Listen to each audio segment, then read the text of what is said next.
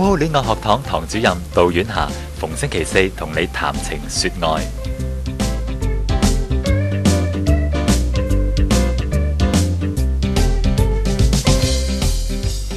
大家好，逢星期四呢又到咗好好戀愛嘅時間啦。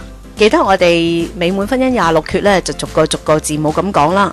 咁而家呢，就已經去到好後期啦。今日所講嘅字母呢，就係 V，Voice out your needs， 要表達你嘅需要。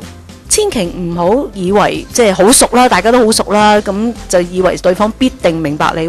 表達你嘅需要唔單止係信任嘅行為，更加可以叫對方知道喺你心目中佢係幾咁重要，因為你重視佢，先至會俾機會佢去滿足你。有啲人呢，就覺得要講啊，大家咁熟啦，佢應該知道啦。咁其實好抱歉咯，呢個世界呢，就冇乜應唔應該嘅，俾對方知道你嘅需要咧係你嘅責任嚟噶。因為如果對方真係唔知道或者接收唔到，唔開心嗰個咪你，咁就好似唔係好抵啦。不過幾熟都好啦，就算你表達咗，或者你以為佢接收到呢，都有機會有誤差嘅。呢件事呢，就啱啱新鮮滾熱辣發生嘅，就喺上個禮拜啫。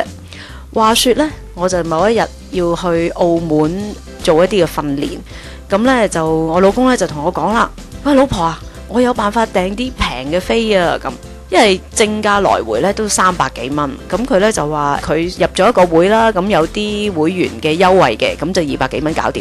咁我就諗啊，好喎，幫教會慳下錢都好啊，因為諗住即係教會嘅資源都有限。咁點知佢訂完飛翻嚟呢？哎呀，弊啦！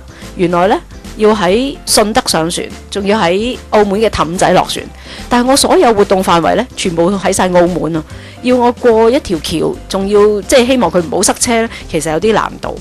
咁我就有少少，哎呀，乜咁噶？乜你唔知我去澳門咩咁？咁啊嗰一刻呢，有少少懵懵整整。咁我都問下自己，我懵啲乜嘢？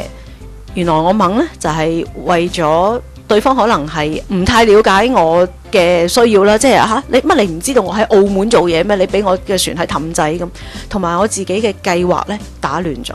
我係一個都幾中意跟計劃去做嘢嘅人，咁我就同我老公講啦，sorry 啊，請你容許我有少少時間猛整啦，可能俾我15分鐘啦，即係等我猛一猛啦，我諗一諗，即係整理下我自己嘅情緒先啦咁。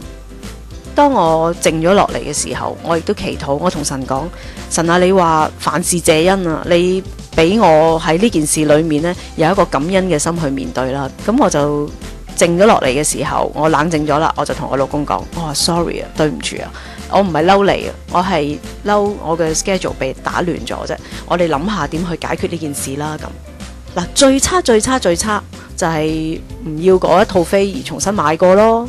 咁都係200幾蚊。個數目唔係大，不過亦都唔算細，不過係可以負擔得到嘅。又或者因為我 book 早咗船去，咁我應該有啲時間走盞嘅。咁終於呢，就圓滿解決咗件事啦。我係講俾大家聽啲乜嘢呢？唔係話俾你聽我有幾高 EQ， 我係講緊呢幾高 EQ 嘅人，或者一個好專業幫人哋處理情緒嘅助人者呢，都有機會受到突然其來一啲事情嘅困擾嘅。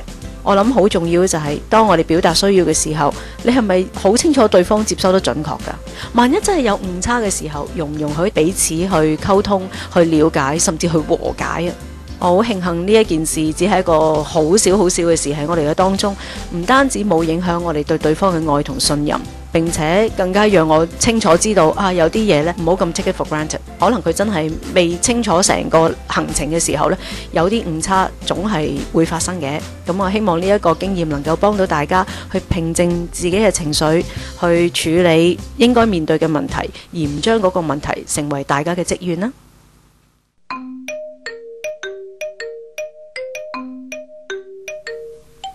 多謝你收聽網播時代 Times on Air。